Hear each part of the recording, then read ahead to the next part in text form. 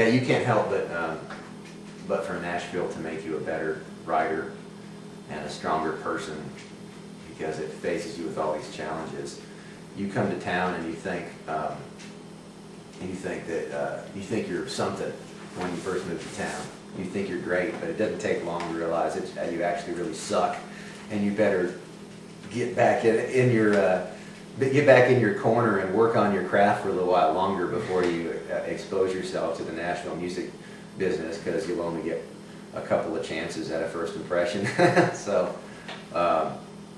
yeah, I always feel like I'm improving, but I feel like the first half of your journey into Nashville is to assimilate with Nashville, to become more like Nashville, do things more like the way Nashville needs you to do them, do things better, compete against everybody, go through all of the pressures of the business side.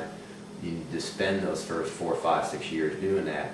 But then I think it's just as essential that once you do that, having been made better for the experience, that you work your way back to finding yourself again, while incorporating what you learned. And that's kind of where I'm at now, is on the second half of that journey. So it sounds like you basically, you come to Nashville, you think you're the diamond, you're really a piece of coal, and kind of the pressure, the whole reality of Nashville and the industry.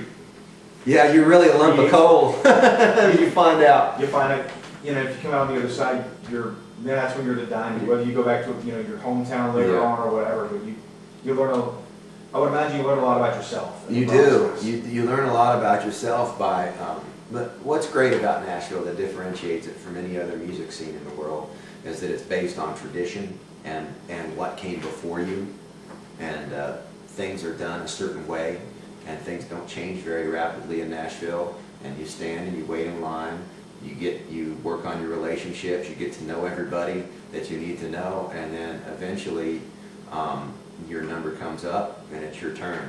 And during that waiting process, you basically are learning how to be as good as everybody else, or go back home.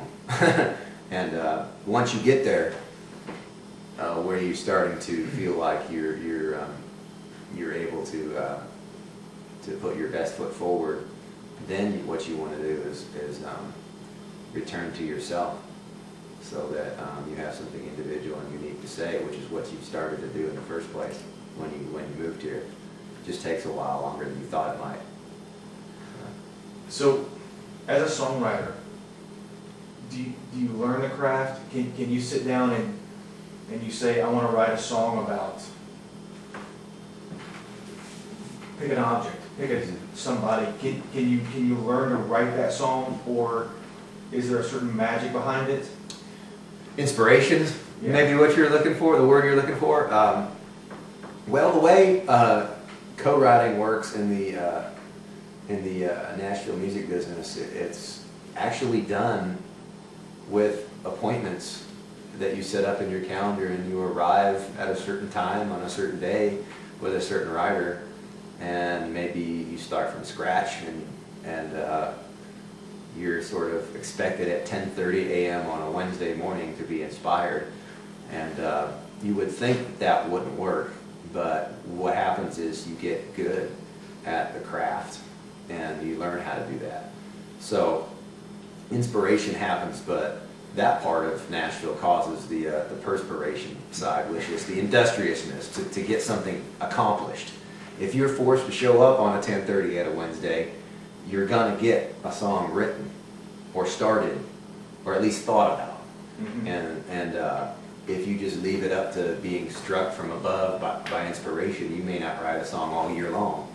So there's a lot to be said for the way Nashville does things, and you got to be made better as a writer for that. And but you need to learn to recognize that sometimes inspiration happens other ways too. So yeah.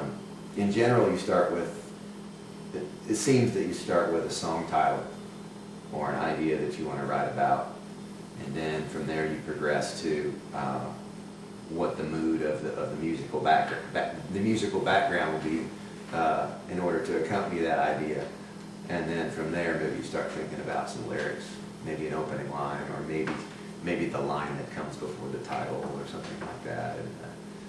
You start humming a melody and it starts kind of all coming together a little at a time. Pretty soon you've got a structure, and then you start filling in the pieces that you're missing, like a jigsaw puzzle. And the last couple of pieces are hard to find, and then it's done. And then you have a complete song.